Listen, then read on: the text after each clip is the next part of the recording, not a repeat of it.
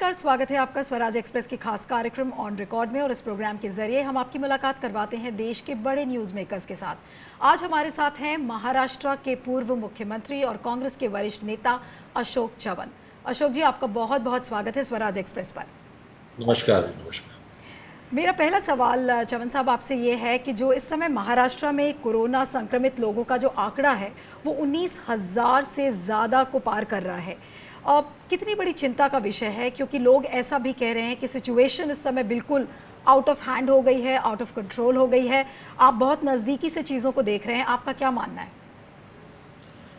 देखिए, मैं ये नहीं कहूँगा कि चीज़ें आउट ऑफ कंट्रोल है या आउट ऑफ हैंड है, ये बिल्कुल नहीं कहूँगा मैं। मुंबई जैसा बड़ा शहर है, एक इंटरनेशनल सिटी है, तो लाजमी है कि यहाँ पर मुंबई में शुरुआत जो हुई है वो तो इंटरनेशनल डेस्टिनेशन है, बाहर देश से लोग आते हैं और उसी के वजह से बड़े पैमाने पे शुरुआत तो चाइना से कोई आया, दुबई से कोई आया, कोई इटली से आया, कोई स्पेन से आया। तो इससे शुरुआत मुंबई में हुई और मुंबई बड़ा ओवर क्राउडेड सिटी है जैसे आप जानते हैं।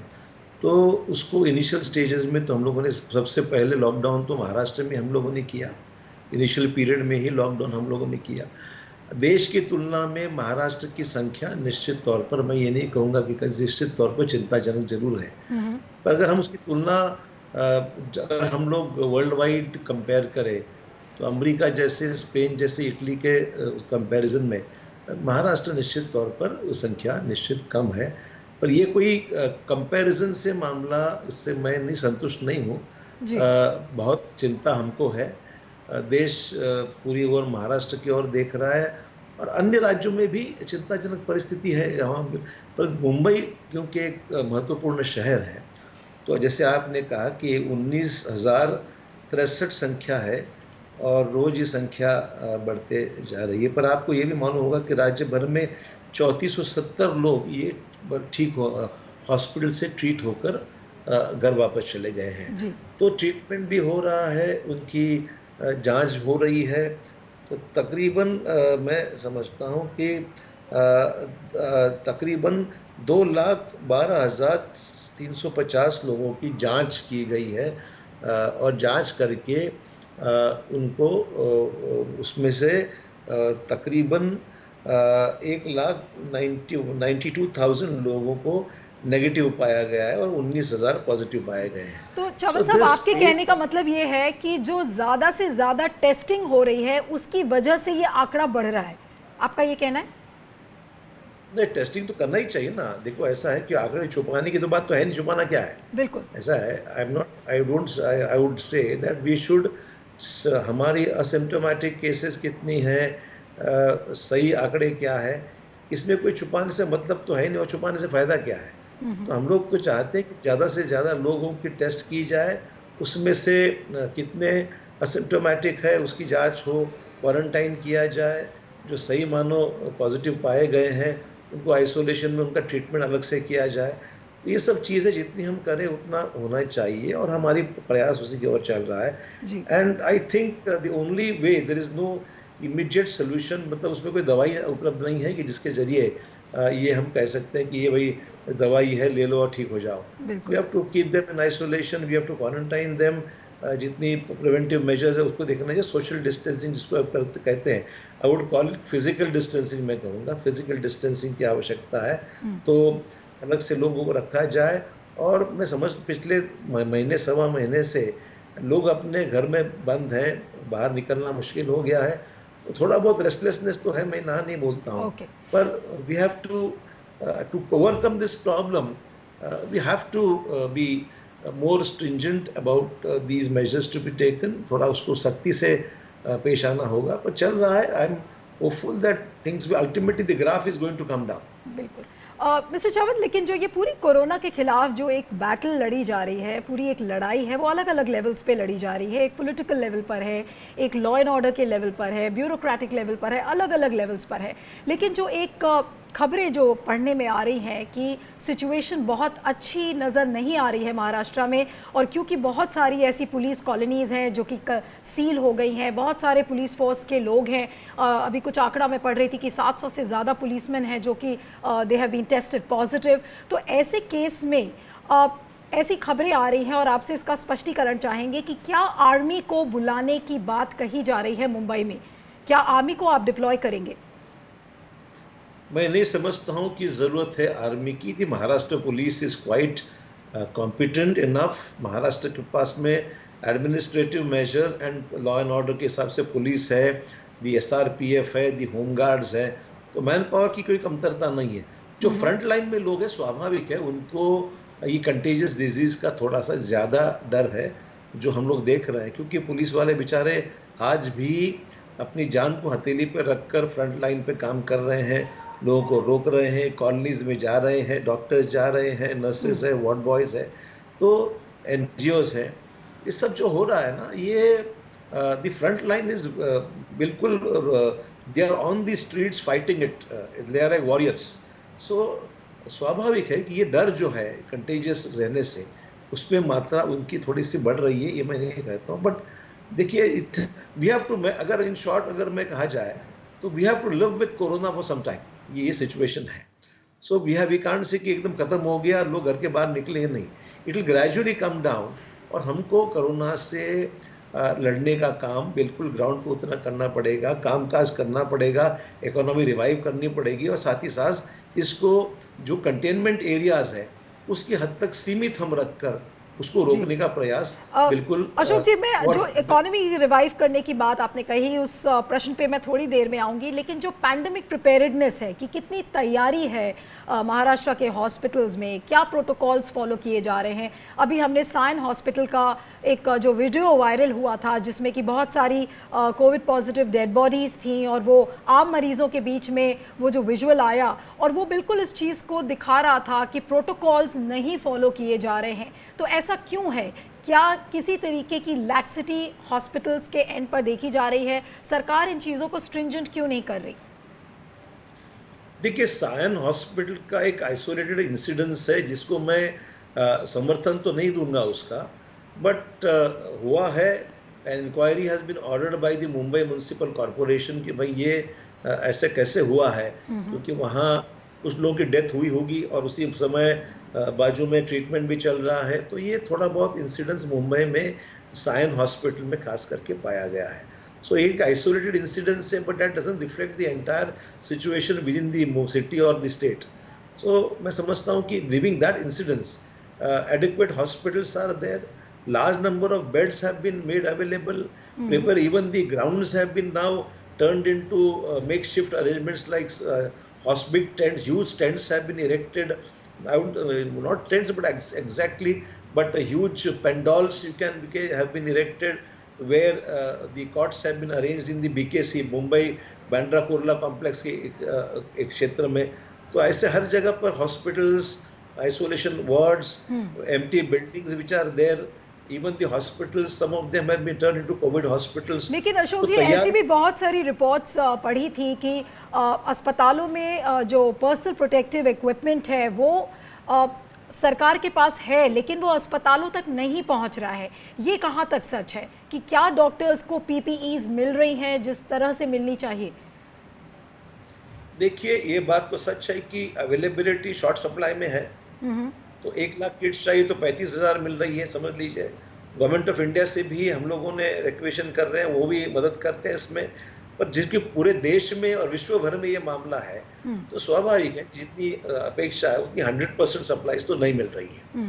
तो उसको ही हम लोगों को बड़ी प्रॉपरली उसका यूटिलाइज करना है और आवश्यकता के अनुसार ही उसको इस्तेमाल में लाना है। पर कोई कमतरता है ऐसी नहीं, वेंटिलेटर्स है, मास्क है, PPE किट्स है, ये सब मिल तो रहा है, पर जितनी मात्रा में 100% में नहीं कहूँगा, पर ज़रूर 50% के आसपास तो निश्चित है हमारे पास में। कमतरता उसकी वजह से काम रुका नहीं है। ओके, तो ये तो हेल्थ प्रिपेयर्डनेस की बात थी, लेकिन अगर मैं सोशल फ्रंट पर आऊँ और जिस तरह से एक फेलियर मैं कहूँगी उद्धव ठाकरे की सरकार का, जिस तरह से बांद्रा में कुछ दिन पहले जितने भी प्रवासी मजदूर थे वो जिस तरह से इकट्ठे हुए और अभी कल जो 16 मजदूरों को देखा गया कि वो मालगाड़ी के नीचे आकर दब गए।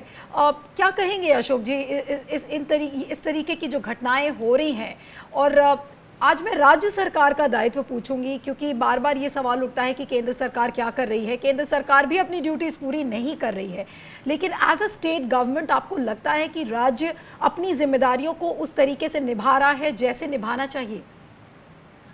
देखिए, मुंबई का आपने दो अलग अलग सवाल उठाए। पहले तो बांद्रा में जो इंसिडेंस हुआ है वो केवल और केवल रेलवे डिपार्टमेंट के लापरवाही से, जो इंटरनल करस्पॉन्डेंस था उनका कि गाड़ियां हम जल्द से जल्द शुरू करने वाले हैं, अकॉर्डिंगली इंस्ट्रक्शंस जा चुकी हैं और एक फलाने दिन पर ये गाड़ियां शुरू हो जाएंगी, ऐसा इनिशियली एक प्रिपरेशन रेलवेज में चल रहा था।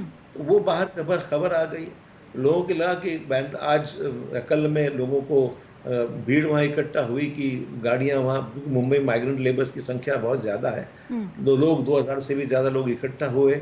उनको समझाना पड़ा कि गाड़ियों की कोई अभी शुरुआत नहीं है, ये गलत फहमी है, कोई रूमर फैलती है, कोई कोई गलत इन्फॉर्मेशन वायरल हो जाती है। इसके वजह से बांद्रा में ये हुआ था। कुछ लोग इसमें इन्वॉल्व थे उनको भी अरेस्ट किया गया था कि इन्होंने they are spreading false news. तो ये मामला बांद्रा की हद तक जो हुआ था उस शुरू में।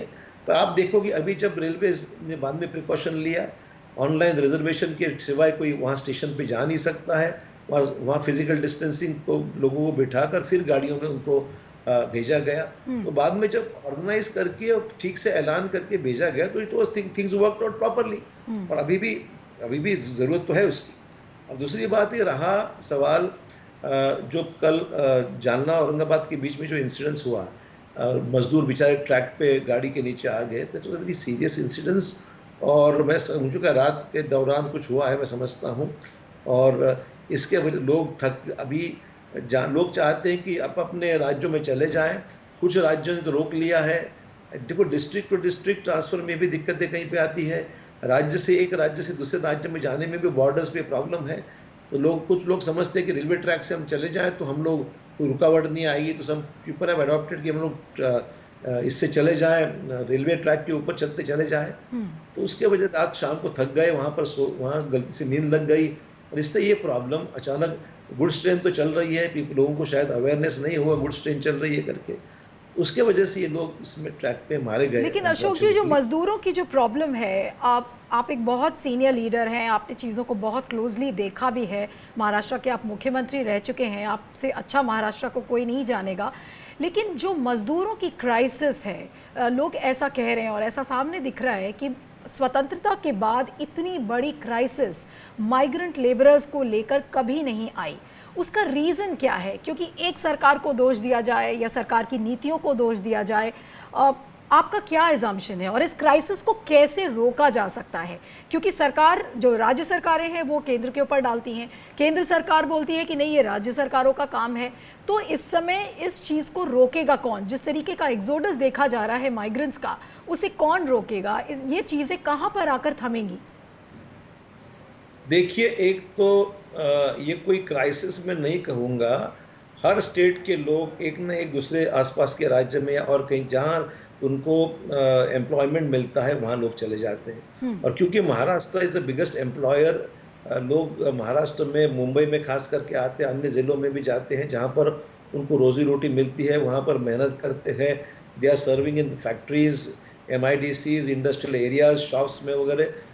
तो ये बाहर का लेबर बड़े पैमाने पे हर राज्य में है, ये सिर्फ महाराष्ट्र के लिए सीमित नहीं है। तो स्वाभाविक है कि अचानक लॉकडाउन डिक्लेयर होने के बाद ये सब फंस गए वहाँ। अगर हम लोग लॉकडाउन के लिए, अगर मैं किसी को, देखो मैं इस ब्लेम गेम में मेरा कोई इंटरेस्ट नहीं है, मैं इसको मानवता के दृष्टिकोण से देखता हूँ। हम लोगों को इस ऐसे सिचुएशन में क्या करने की ज़रूरत है, महाराष्ट्र वर्सेस सेंटर या महाराष्ट्र वर्सेस यूपी बिहार, या इसमें कोई तथ्य नहीं है, मैं उसमें कोई विश्वास नहीं रखता हूँ। और ये मौका, ये उस वक्त है, किसी पर ब्लेम गेम करने का वक्त नहीं है। पर अगर मुझसे आप कहोगे तो मैं कहूँगा ये अचानक लॉकडाउन हो गया, अगर उसको 8 दिन की हम लोग सहूलत देते थे तो शायद लोग अपने घर पे चले जाते थे, बसों से, ट्रेन से वगैरह चले जाते थे। हम लोग अचानक गवर्नमेंट ऑफ इंडिया ने अनाउंसमेंट कर दी, उसके बाद में लोग जहाँ के वहाँ रह गए। अच्छा, उनको हम लोग 15 दिन रोकेंगे, 20 दिन रोकेंगे, महीना भर रोकेंगे।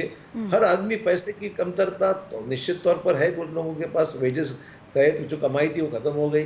खाना तो मिल रहा है, अनाज मिल रहा है, खाने की कमतरता नहीं है। कई जिलों में तो फैक्ट्री ओनर खुद कर रहे हैं, वहाँ के लोग एनजीओ कर रहे हैं, सब कर रहे हैं। पर आखिरी में कब तक करेंगे इसकी भी एक लिमिट है, मैं समझता हूँ। तो सरकार की तरफ से कोई कमतरता नहीं, लोग भी बेचारे कर रहे हैं मेहनत। पर एक तो आम आदमी की जरूरत है कि वो अपना घर जाना चाहता है। यहाँ तक लोग कहते हैं मरना है तो घर जाके मरेंगे, मतलब यहाँ तक लोगों की मानसिकता हो गई है कि हम अपने घर वापस जाना चाहते हैं, हमको आप आपके हमें मत रोकिए। तो लेकिन महाराष्ट्र अशोक जी, ने ये तो आपने सही भेजे। कहा कि लोगों की जो मानसिकता है वो इस समय यही है कि वो घर जाएं। लेकिन इस समय जो एक क्रॉसरोड्स पर आकर सरकार और जो इस देश के लोग खड़े हो गए कि लॉकडाउन अगर खुलेगा तो तो आपको अपनी आर्थिक जो चीज़ें हैं वो पूरी अर्थव्यवस्था आपको चलानी है, साथ में लाइवलीहुड्स हैं, जीवन यापन का इंतज़ाम भी करना है।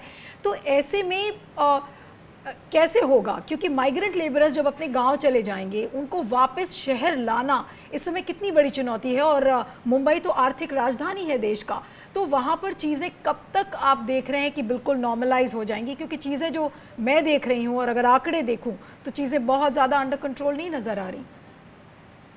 देखिए, डिपेंड करता है कि हमारा ये इशू कब तक जैसे मैंने कहा कि हम लोगों को जो रेड जोन है, जो हॉटस्पॉट्स है, वो कंटेनमेंट जोन्स जो है उनके ऊपर बिल्कुल हम लोगों को कहीं कॉम्प्रोमाइज नहीं करना है। रेस्ट ऑफ द एरियाज उनको ग्रेजुअली धीरे धीरे हमको बैक टू नॉर्मल सी लाना पड़ेगा।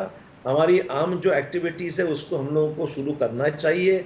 आम एक्टिविटीज़ जैसे बिजनेस है, ट्रेड है, इंडस्ट्री है, रोज का व्यवहार है, बैंक्स है, फाइनेंशियल इंस्टीट्यूशंस है, इसको नॉर्मल सी से धीरे धीरे फंक्शनिंग करनी पड़ेगी। क्योंकि उसके सिवाय लोगों को आमदनी नहीं मिलेगी, पैसा नहीं मिलेगा, तनख्वाह नहीं मिलेगी, और गवर्नमेंट को भी जो उससे कलेक्शन टैक्सेस का रेवेन्यू का आता है वो भी नहीं मिलेगा। तो ये सब this wheels have to start rotating now, it can't stop forever. But आपने बोला कि wheels have to start rotating, definitely the wheels have to start rotating mister Ashok. लेकिन एक जो बड़ा सवाल है कि जो आर्थिक राजधानी की जो एक इमेज थी कि एक देश का फाइनेंशियल कैपिटल है, और इस बीच में जो एक केंद्र सरकार ने डिसीजन लिया कि फाइनेंशियल सर्विसेज सेंटर अथॉरिटी को बॉम्बे में ना रखकर बल्कि उसको गुजरात के गांधीनगर में शिफ्ट किया गया है, जिस पर अभी शरद पवार ने एक चिट्ठी भी लिखी है प्रधानमंत्री को, ये कितना बड़ा धक्का है मुंबई के लिए खासकर? निश्चित तौर पर मुंबई डिजर्विंग केस है। देश का फाइनेंशियल सेंटर मुंबई है, तो स्वाभाविक है कि मुंबई में फाइनेंशियल सेंटर मुंबई में ही होना ज़रूरी था, क्योंकि इस पूरी फाइनेंशियल एक्टिविटीज़ का केंद्र मुंबई है। और यूपीए सरकार के वक्त में ये फैसला तकरीबन हो चुका था कि मुंबई में फाइनेंशियल सेंटर बिल्कुल उसका हम लोग सैंक्शन दे करके। बीच में जब सरकारें बदल गई और एनडीए की सरकार आई, तब इन्होंने कहा कि हम लोग, खास करके महाराष्ट्र के भूतपूर्व मुख्यमंत्री जी ने मेंशन किया कि हम इसको महाराष्ट्र में सेकंड फाइनेंशियल सेंटर खोलेंगे। At the same time Lok Sabha में, राज्यसभा में बीजेपी के केंद्रीय मंत्री ने ऐलान किया कि नहीं, सेकंड सेंटर तो कहीं होगा नहीं, जो हुआ वो अहमदाबाद में होगा। तो मैं समझता हूँ कि मुंबई की इम्पोर्टेंस कम करने का ये प्रयास है। और हर चीज़, हमारी प्रॉब्लम ये थी कि सरकार बीजेपी की थी, और बीजेपी की सरकार होते हुए वहाँ पर केंद्र की सरकार से अपनी भूमिका स्पष्ट रखने में इनको बड़ा संकोच होता था, बात नहीं कर पाते थे ये लोग, बिकॉज सेंटर की सरकार इन पर हावी थी और इनको कहने में डर लगता था। तो बात सच है ये कि इन्होंने फैसला, बीजेपी सरकार ने मुंबई का इम्पोर्टेंस कम करने के लिए किया गया, जो गलत है। मुंबई का हमेशा महत्व हमेशा रहेगा। फाइनेंशियल सेंटर की मेरिट पर केस अगर देश में देखी जाए तो मुंबई की सेवा सेकंड सेंटर पे हो नहीं सकता। मुंबई हो तो ओनली बेस्ट प्लेस। मुंबई में आरबीआई है, नेशनल स्टॉक एक्सचेंज है, सेबी का ऑफिस है। आपको लगता है कि मुंबई के साथ एक सौतेला व्यवहार होने की कोशिश की जा रही है? क्योंकि जितने भी बड़े इवेंट्स हैं आप देखिए वो गुजरात में ही जा रहे हैं। अभी नमस्ते ट्रम्प का आप एक सीधा साधा उदाहरण है जो अभी हाल में ही हुआ था, और ऐसे बड़े इवेंट्स बॉम्बे में भी हो सकते थे लेकिन ऐसा नहीं हुआ। तो आपको लगता है कि किसी न किसी तरीके का एक स्टेप मदरली ट्रीटमेंट है टुवर्ड्स बॉम्बे? ये देखिए, मैं why this is being done I don't know. I mean Mumbai has its So own you don't want to say that importance. it's a step motherly treatment? Yes, it has. There's no doubt about it. Why should I hesitate to say that? We have been receiving a step-motherly treatment. When Mumbai fits the bill, Mumbai merit पर है, Why such a attitude towards Mumbai is my question to the union government. मेरे ख्याल से ये फैसला political level पर किया गया है, मेरिट पे नहीं हुआ है, पॉलिटिकल ओके। इसमें राजनीति आ गई है। लेकिन राजनीति से एक जुड़ा हुआ सवाल अशोक जी आपसे पूछूंगी कि जो महाविकास अघाड़ी की जो सरकार है वो एक कोएलिशन सरकार है, कांग्रेस, एनसीपी और शिवसेना की।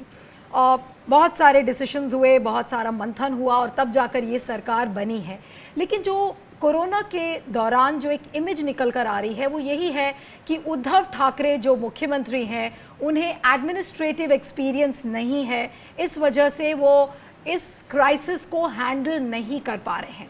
आपसे जानना चाहूंगी इस पर कि क्या है आपकी टिप्पणी। देखिए, ये तो ऑपोजिशन खास करके बीजेपी को कुछ ना कुछ तो नुक्स निकालना था और इसलिए उद्धव ठाकरे जी के साथ, मुझे बताइए, उद्धव ठाकरे जी का तो उनकी सरकार, पहले भी इनकी सरकार बीजेपी का उनके साथ में थी, तब ये कोई मामला नज़र नहीं आया उनको। आज आज आप उद्धव ठाकरे जी को आप गलत कह रहे हैं। मैं समझता हूँ he is doing a fine job. Administration में मंत्री है, उनका जॉब, उनकी जिम्मेदारी है। बाकी most of the departments are with concern ministers.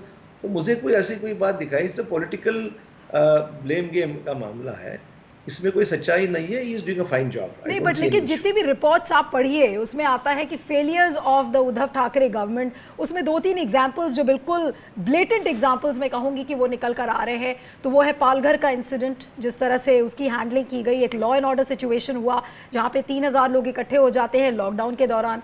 उसी तरह से जो वधावन ब्रदर्स को किस तरह से 23 उनके मेंबर्स को ट्रैवल करने की अनुमति दी गई होम मिनिस्ट्री से, महाराष्ट्र के होम डिपार्टमेंट से। तो ये जो एग्जाम्पल्स हैं, फिर एसिम्प्टोमेटिक ट्रीटमेंट को मना किया गया कि उस तरीके की टेस्टिंग नहीं होगी जो कि आईसीएमआर की गाइडलाइंस के खिलाफ है। तो ये एग्जाम्पल्स आते हैं और इन एग्जाम्पल्स के बेसिस पे मैं आपसे वो प्रश्न पूछ रही थी। You see, Palghar incidents, as you have pointed out, is an incidence of mob lynching. क्या देश में मॉब लिंचिंग हमारी सरकार आने के बाद ही हुआ है?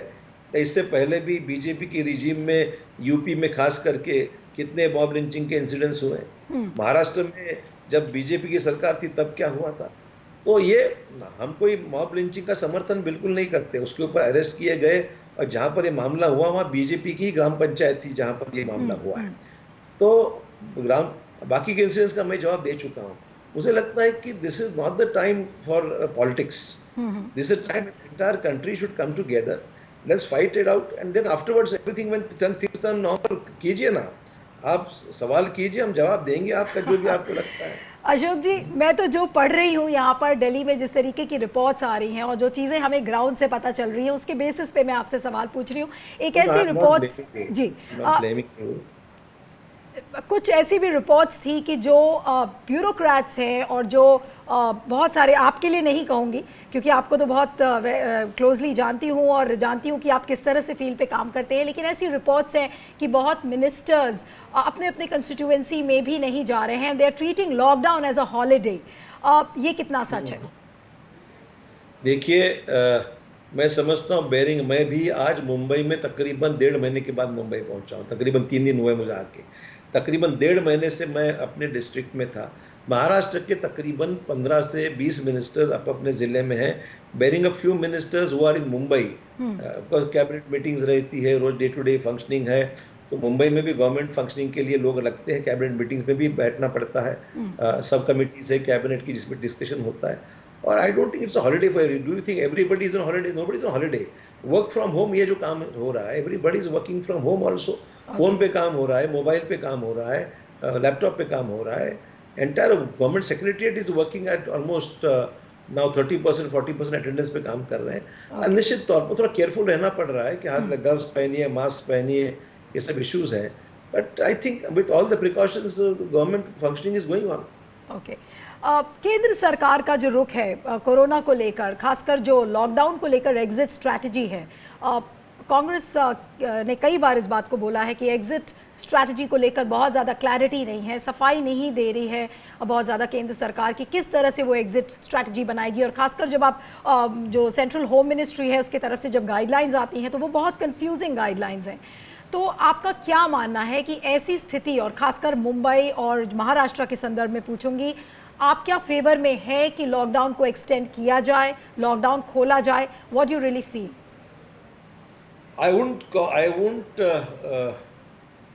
I won't give a blanket sort of permission कि सब जगह खोले जाए. It depends upon district to district, place to place. जैसे हम लोगों ने 3 सेक्टर्स किए, रेड, ऑरेंज, ग्रीन, तो वो डिपेंड करता है कि कहाँ सिचुएशन कैसी है. और जैसे मैंने कहा कि we have to live with corona. Government of India has issues, the MHA especially issues guidelines or advisories, you can say, from time to time. The state has to adopt it accordingly to its own. उनकी guidelines लेकर हमें क्या practically suit करता है वो देखना चाहिए, and then accordingly we inform the district. तो थोड़ा बहुत तो ये होता है कि बहुत सी बार contradictory कुछ चीज़ हो जाती है. ऐसे every day is a new issue. When we discuss on a daily basis with our counterparts in the districts and other areas, तो हर रोज कोई नई कहानी सामने आती है कि कहीं पर ऐसा हुआ है, कहीं पर ये नुकसान हुआ है, कहीं पर फाइनेंशियल प्रॉब्लम है, कहीं पर नया पेशेंट मिला है, कौन से एरियाज में नई कुछ चीज़ पाई है. So every day it's a new issue which comes up. It has to be dealt accordingly, and sometimes guidelines have to be issued, new guidelines, sometimes old guidelines need to be withdrawn also. लेकिन सबसे बड़ी डर जो mister Ashok जी, जो सबसे बड़ा डर है कि जो WHO की रिपोर्ट्स कह रही है कि there could be a second और third wave of the virus. तो अगर आज महाराष्ट्र को खोल दिया जाता है तो क्या राज्य प्रिपेयर्ड है इस चीज़ के लिए, infrastructure wise, man power wise, कि अगर सेकेंड और थर्ड वेव अगर आता है और उसी विकराल रूप से आता है तो कितना प्रिपेयर्ड होगा राज्य? देखिए, जैसे मैंने कहा कि we have taken everything into account. हमने क्वारंटाइन करने की फैसिलिटीज, बेड्स की फैसिलिटीज, देखो बेसिकली 3-4 इशू है. जैसे one is the enforcement agencies like the police. Enforcement agencies को हम लोगों ने स्ट्रेंथन करके उसकी मात्रा बढ़ाने के प्रयास है. पुलिस को ज़्यादा स्ट्रेंथन करके कौन सी एरियाज में मैन पावर की ज़रूरत है, तो वो एक अलग इशू है. So that preparation is already on, anticipating क्या हो, मतलब hope for the best and prepare for the worst. Okay, so hope for the best and prepare for the worst. Correct. Thank you so much, Ashok ji, for joining Swaraj Express on our program. It was lovely talking to you. तो on record में इतना ही. अगले हफ्ते आपके साथ फिर मुलाकात होगी किसी और शख्सियत के साथ. नमस्कार.